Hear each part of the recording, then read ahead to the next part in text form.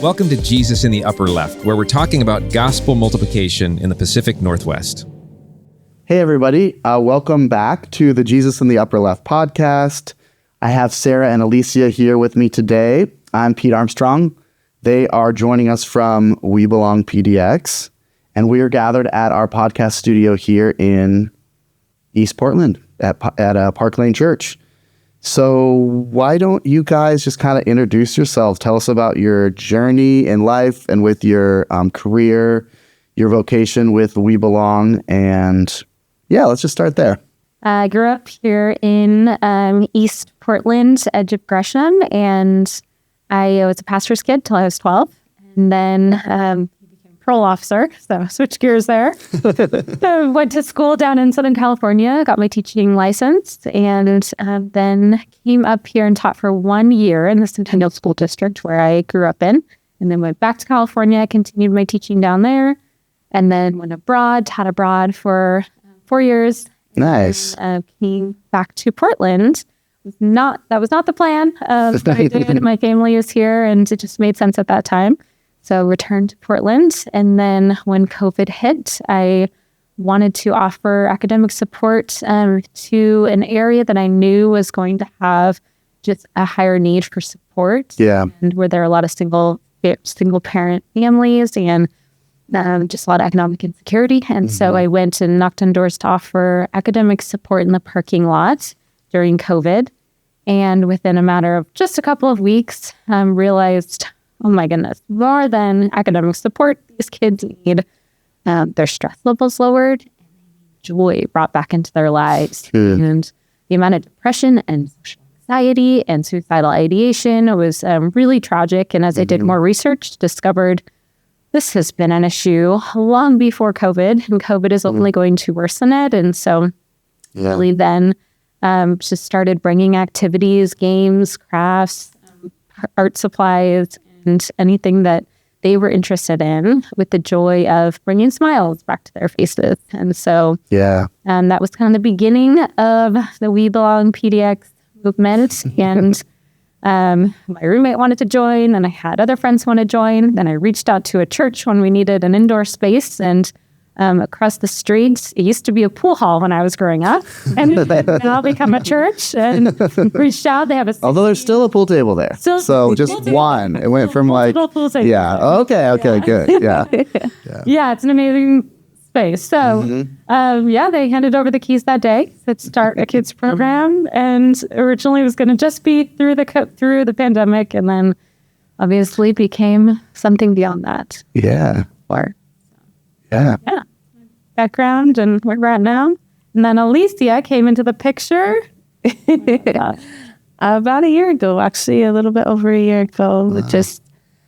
It was April 3rd that we hit the 1 year mark. Okay. For, our site there at Hope Center. So that was very special. So I've been in the Rockwood area, going to church in this area and volunteering actively in just different positions for about 21 years now. Wow. So I've been part of leading and volunteering, like free clinics and just different things in the community. And so I just feel like it's a very special place to me. Yeah. At the time, I was actually right before We Belong, I was working at a middle school and during COVID as well, and just started seeing, even though I was working in like the health room in different areas, a lot of the kids would be coming in with health issues like stomach problems or headaches or whatever it was. And as I would have conversations with them, it's actually more than just a headache and more than just it was mental health issues, and just anxiety and all these things. And I was like, well, like how I was really like feeling that need to like address that, but there's only so much you can do, and I was just looking and thinking of like, okay, I want to be part of something that is actually getting to the root of things and relationship, and there's a lot of isolation and things like that. And We Belong came along in that opportunity, and just meeting Sarah and just hearing her out and her heart, and which I truly completely loved what We Belong is all about. Spoke to my heart, and I was in. Yeah. Yeah. Yeah. What is it all about? I mean, either one of you, like, tell us more about the vision and mission and where you guys are serving and that sort of thing. Yeah, absolutely. So we are considering it a preventative approach to mental illness. And really, actually, our Surgeon General just last May released an advisory on the epidemic of loneliness and isolation. Yeah. And the seriously damaging effects it's having on our health and on our communities and our economic growth and on crime rates. And so really, root of it is a lack of community, right? It's building these little communities, partnering with churches, and asking them to provide the space. And then it's after school during the school year, but then during the summer, we continue to run because we believe that long-term and consistent investment is really important. Yeah. And then we have what we call our 4 elements of wellness. And these are research-backed approaches to preventing mental health issues. And trusted relationships, number 1, and that's our focal point. And so it happens through our staff, and then it happens through our group mentors, volunteers in the community. The nutrition, making sure these kids have access to whole, healthy foods. And then adventure, taking them on monthly outings, getting experiences, lots of outdoor time, make sure you get your vitamin D. It's hard to do. Northwest. But we have the drops for them if they need it. And then creativity. Everything is hands-on and screen-free, and really teaching the value of taking a break from screens and investing in one another relationally. Anything else you want to add to that, Alicia? No, I think you said it well. And I think one of the things that I love is the holistic approach to it. We don't just focus on the children that are in program, but we also are investing in their families. So we are building relationships with their guardians, their parents, whoever comes in and drops them off, checking in, and even with the school. We built that relationship with the school. So all around, they know, the families know, the kids know that we are there to support them, and that we build that trust all around, which is actually what really I was all in about, because we're not just putting a Band-Aid on something. We're actually looking at it as the children's families and who surround them too. They're just as important and a part of this as well. Yeah. So, both of you have a history in this community, and this is a podcast. A lot of people that listen to this are nonprofit leaders. They're pastors, church planters, people that are serving the community, interested in multiplying community. Interested in seeing a nonprofit start at 1 church and go to 2 and go to 4 and go to 8. So if someone was moving to East County, east of 205 here in Portland, or Gresham, Rockwood, what are some of the things that you would share with them if they were coming to pick your brain and learn about our community? Go knock on doors. Yeah, and that actually seems to. It's funny how that actually people answer the door. Yeah.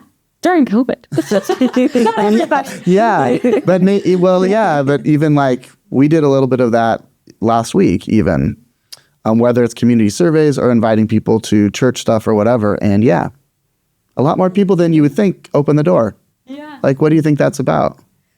I was thinking about this the other day. So that this area has a large number of refugee immigrant population, and I lived abroad, lived in Morocco for a few years, and they would of course open their door, and then they'd invite you in, and then have you sit down for tea and whatnot. And I think it's a culture that's more community oriented.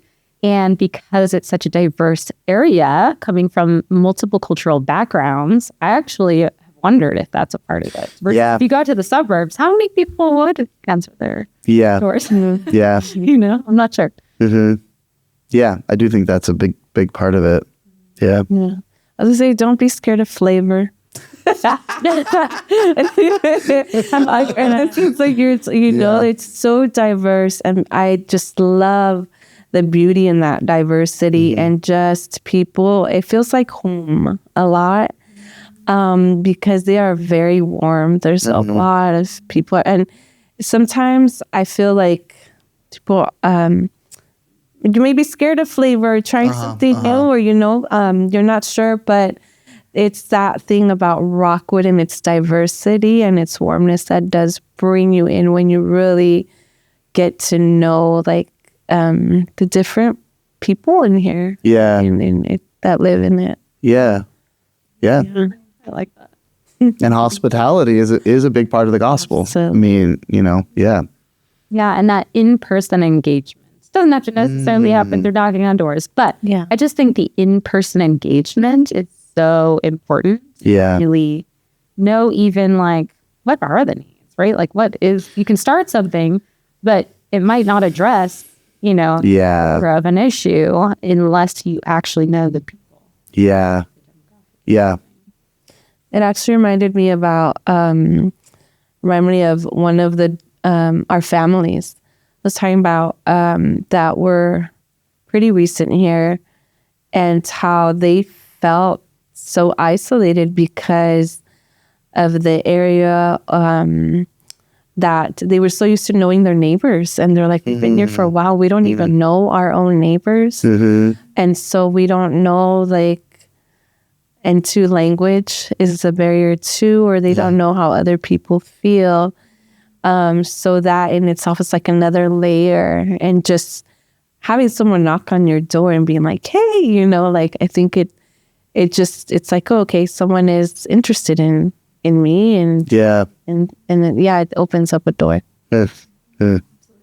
Yeah. So we've been sort of talking about flourishing communities. How do we help communities? How do we raise some of those outcomes? And how are we creating this generation of young people who are going to be young adults, who are going to be adults, with healthier outcomes? So, where do you see some of that breaking down? Like, why aren't there more communities in the Pacific Northwest that are doing better? Why isn't that sense of belonging that we're all trying to create? Why doesn't it happen? First thing that comes to my mind is I think the Pacific Northwest prides itself in individualism. Yeah. Individualistic society. I can make it on my own. And I think within that, over the years, we've lost trust in one another. The less time you spend with people, I think the more prone you are to be skeptical. Are they trustworthy? Yeah. Right? And so if we're not consistently engaging with people, whether they look like us or they look different from us, right? Both. I think you will lose trust, and it will be hard to rebuild, and you will become more socially anxious, right? The comfortable of settings. And we all saw that, I think, from COVID. And when we all tried to come back out, there was a little social anxiety. Yeah. I was a hyper social person, and I had a little bit of that returning. And so I think that we have to rebuild that trust. Lost is the first I had. Yeah. I would agree. And I would also add to that, a piece of life.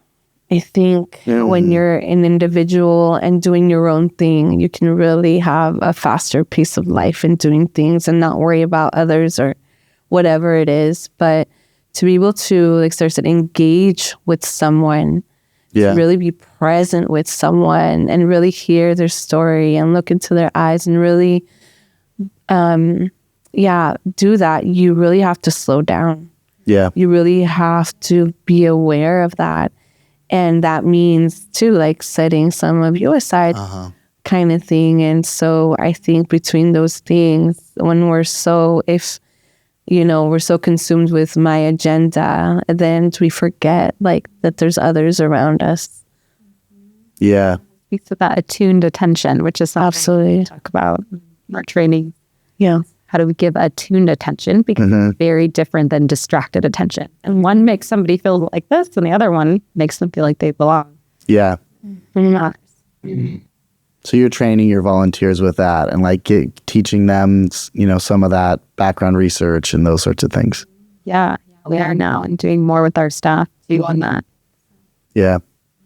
I also think about times when I was a church planter, because church plant, yeah. And you're feeling like the pressure and you're feeling like, I got to get this going. I got to do this. I got to do that. And which is the opposite really of what we need.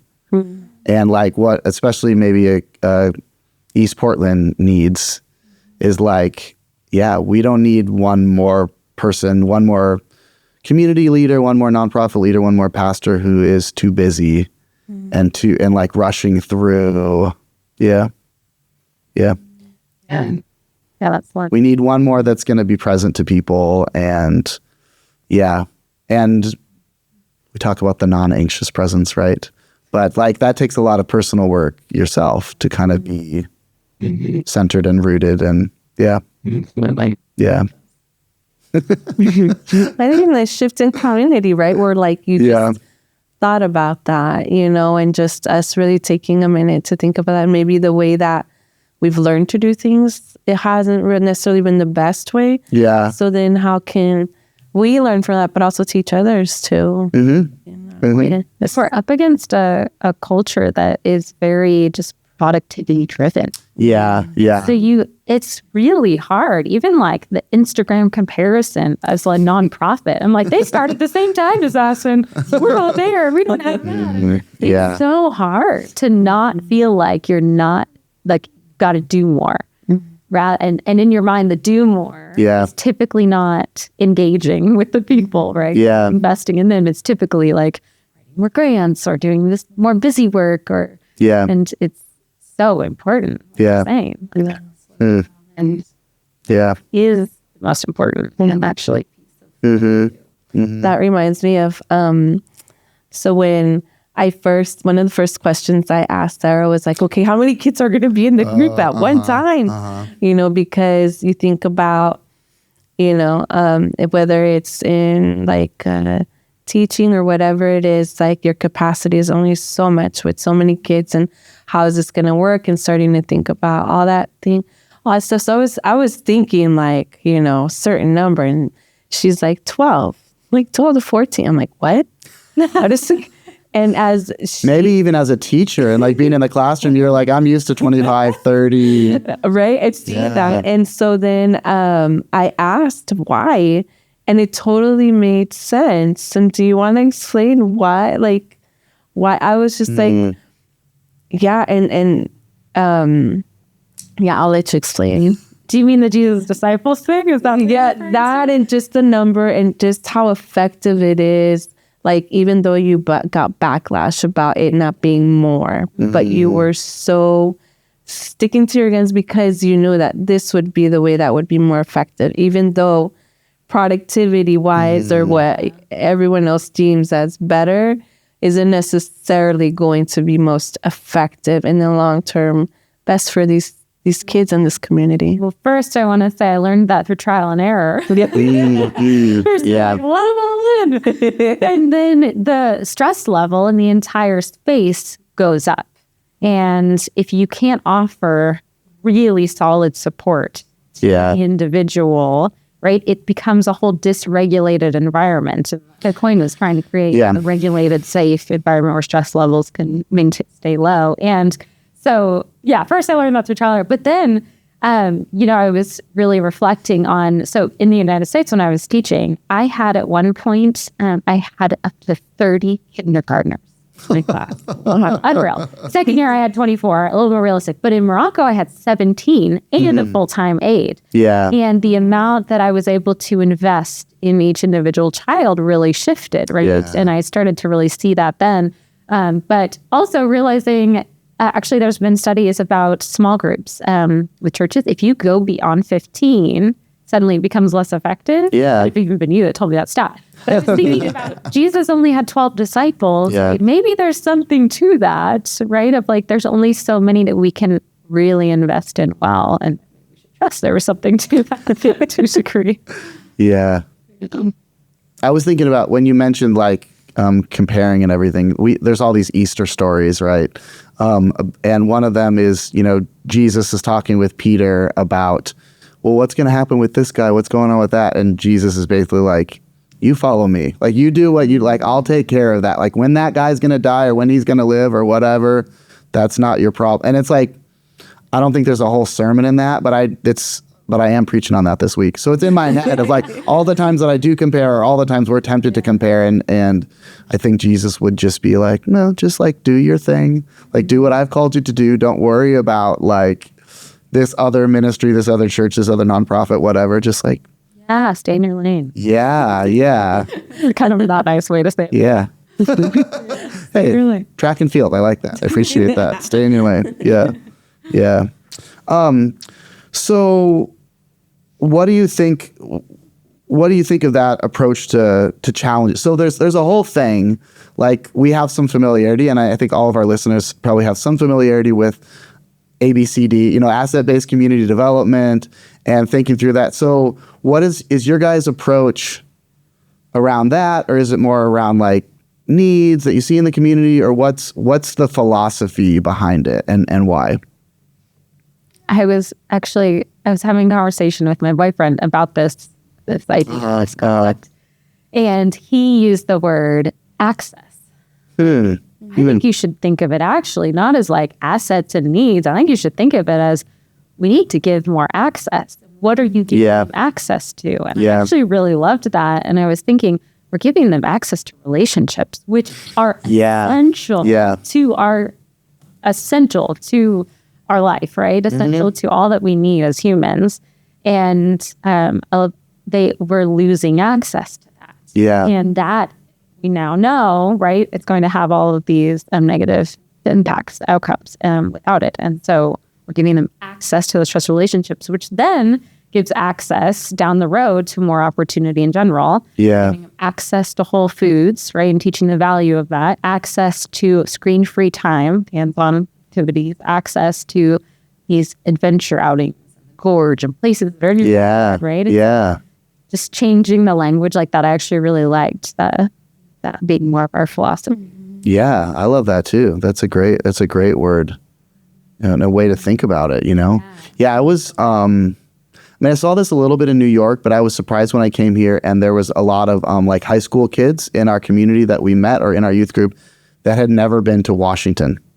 Which, like, for people that aren't, like, it's literally maybe like 5 miles from here, like, but you have to go across the bridge. But if you grew up in the apartments behind the church, you grew up in Rockwood, and your parents don't have a car, like, you probably haven't gone to Vancouver. But it's like wild to think about that, like the lack of access. I just struggle with the word assets too, because I always just think of money. Yeah. Property or I don't know. I don't like that word associated with people. Yeah. Although there is a lot of like, people also don't have access to financial literacy. Yeah. Like I was actually thinking that when you were talking of like, nobody really knows this, but I've got really into financial literacy the last 10 years. And I see how much people like don't like, we're just not taught it and we don't know how to like, and just helping people in this community try to think a little bit differently about those sorts of things. Yes. And I actually have been meeting some nonprofits lately who are moving more toward emphasizing that. Yeah. Yes, I think that is huge. Yeah. It reminds me of one of our field trips was just to even getting them out of just a little Rockwood, but like Imagination Station's like a couple miles, not even that far away. And that was the first time some of these kids were there. And it's like a really cool play structure. It's really neat. But just the mere fact that like someone were like, wow, this is here. Yeah. And parents didn't know about it, or they text me afterwards, hey, where did you take them? Because they can't stop talking about it. Or bowling, and they're like scared of it. And then they're like, when are we going again? I think some of these little things that are maybe quote unquote normal or part of the, for most kids growing up where they get to experience and isn't necessarily the story for many of the kids here in Rockwood as well. And it's so amazing to see them light up when they're like, whoa. Yeah. And what it does to them to have that. Yeah. So what is giving you guys hope right now? If we don't have hope, especially when we're like working in a nonprofit, working in a church, like things go south really quickly. Like, what's giving you hope? What are some stories of hope that you can share with us? I had the opportunity to connect with some of the parents just for interviews to gather some impact data, some qualitative data. And I was blown away by even just the very quick contrast that took place in their life when they suddenly had a community to lean on. And I think it really gave me hope in that it can happen fast, right? Where you can go from feeling incredibly alone and depressed and anxious into feeling like valued and like I belong here and have people who believe in me, right? And it doesn't have to take years. And actually, it was really cool to realize, wow, these transitions from loneliness and feeling like my child has no community, no friends, and is like really struggling in school to suddenly, after 6 months, she's thriving at school. She is so excited to just be able to engage with people and, just these relationships are suddenly so important to her. And it's that happened 6 months and it's so inspiring. Yeah. So, absolutely. It's great seeing the kids come in all shy and very reserved, and with time they're just blossoming and and even where it's like, I can't do this, I can't do that. I'm like, no, and then they're like, can I do this for and take the lead, and all these things is really neat. And I think beyond that was just even for myself, the relationships I'm building with the parents who if I had to cancel a program yesterday, I wasn't feeling well, but okay, are you okay? Is there anything we can help with? Do you need anything? And that was beautiful because it's not just a program, here you go, we're not there, only it's actual relationships being built. And just it's not a one-way relationship. They're reflecting the care and the kindness that you've shown them back and to they you. know my kids too, because my kids come in and volunteer, they've led things, and so even my kids have built relationships with them. And so it's interesting, my kids are like, so are you going with your kids? These are my other kids. So I have to start distinguishing which kids. And they're asking for my kids, because they've built their own little relationship with them. So it is literally building my community as well. It's wonderful. That is. Growing our family. Yes. Growing. Something else too that came to mind. So when we first started here at Park Lane, we had a couple of girls join, and they were only with us for 4 months until the summer hit. And then they didn't rejoin again in the fall. And I ran into them maybe 3 times, them and their mom, and always they were asking, can we come back? Can we come back? Just begging, but we never had. We were always at capacity. And then we finally, just in January or February, just a couple of months ago, we were able to onboard them again. And it was so great to see just a few months had such an impact that they wanted to be back so badly. And we're so thrilled when they, had that opportunity. And so even realizing, I think about transient community, a lot of families have moved. And so they've only, been a part of our program for a short time, and they move elsewhere. And so that also gives me hope that even in just a few months, right, of engagement, there is something that happens, and there's like this positive impact that it still had. Yeah, definitely. How can churches partner with nonprofits, like, so that our communities are healed? The space is huge, honestly, because that's not something that a nonprofit for a long time would probably be able to, afford. Yeah. So many churches have had these buildings for a very long time, and amazing spaces. I've had the opportunity to tour a lot of churches in the last couple of years, and they're all so unique, and but that, I think, sharing the space, right, and trying to really utilize the space effectively for the local community, I think it's going to be really helpful. Yeah. Yeah.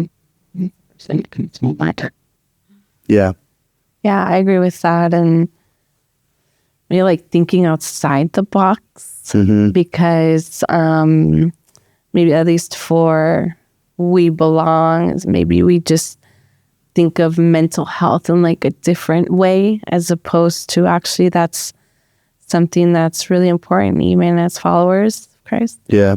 And that too, like one of the things is that with the space comes the approach to like that we've had such a diverse amount of kids go through a church and start to see it in a different way. Yeah. Than maybe they have been told or, assume. And then they end up building relationships with staff. Yeah.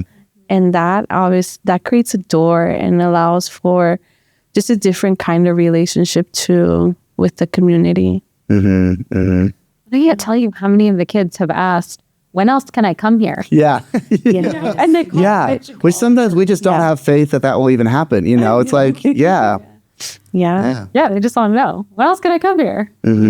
Well, actually, it's open at these times. Yeah. Yeah. And that's actually why, though, we now as a nonprofit are vetting churches. We're not letting them vet us because we really need to protect these families and making sure that, okay, if they are going to be coming back to the space, is it a safe space to come back to when we're not here? Yeah. Mindset. Yeah. What about volunteers? Like, are there more volunteers from the church, or kind of from your own contacts, or from your own? It's a mix, or at this point, it's actually mostly from. We've done a couple of things. We're on Volunteer Match. We put up posters. We Instagram. Yeah. Actually, we have gotten from a Google search. So those have actually now been the most common ways that we've been able to draw volunteers. Or actually even too, just from like word of mouth to our current volunteers. Yeah. Or staff. Like they have been onboarding their friends, which is how we started. It started with my friends. See that it's still growing like that. Yeah. Old school way. Face to face. Yes. Yeah. Conversation. Absolutely. Yeah. So it's a mix. I mean, we would love to have more volunteers from churches. Yeah, it's been hit or miss a little bit. Yeah. In that realm, and that's okay. Yeah. Provide another way. Yeah. So, what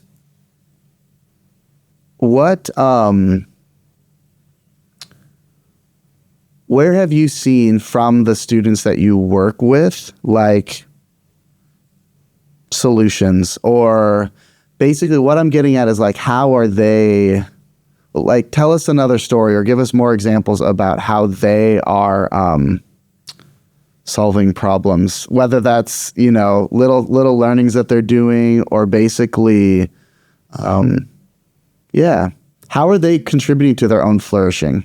Like Alicia said before, it's like, it's not like just we're providing this service for you, we're providing a handout for you, but it's like, it goes both ways. And so I have a recent one where I was having one of our kids coming in just really dysregulated, which is not like him.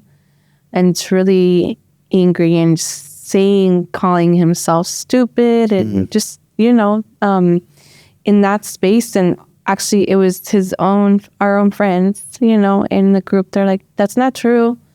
That's not right. Like, you're not that. And, encourage him. But I ended up having conversation with him, and I was like, hey, kiddo, what's going on? And long story short, he's frustrated at school. He's having trouble sitting down for long periods of time and focusing. And we talked about, have you spoken with your teacher about this? He's like, no. I was like, well, can we maybe make a fidget for you, and then you take it to school and talk to your teacher? Maybe you can go to the hallway because you like to walk, and that's one of the things that helps you. Ask if you can walk down the hall or whatever it is. And he's like, okay, I'll think about it. And I said, can I talk with your mom about this? Like, okay, fine. And next time I saw him, he's like, I talked to my teacher. And they figured out what to do. And he's like, are you going to call my mom? So, yes, and I checked in with her. So, like, he's taking initiative for his things and letting his mom know what he needs. And it was just wonderful seeing him in second grade doing this, so already he's learning these skills of how to advocate for self, how to point out what I'm feeling, where this is coming from, where's my frustration, all these things, and to be able to communicate that. Yeah.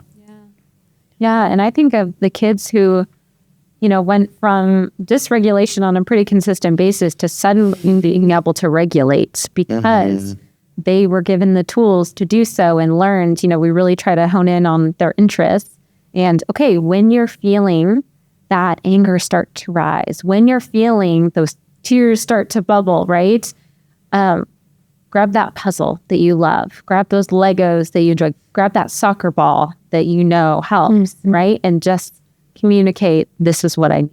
To kick the ball against the wall. I need to, I need to do this puzzle, right? And it's been incredible to watch how they are taking the initiative of doing it. That self-regulation and given the opportunity to do that. Yeah. Well, thank you guys so much. This has been wonderful to hear more and just see what's going on. And where can we find out more about We Belong and what you guys are up to and how churches can partner with you? Yeah, so WeBelongPDX.org is the website. And there's a lot of info on there. And then our Instagram is at WeBelongPDX. Wonderful. Well, thank you guys so much. Thanks for having us.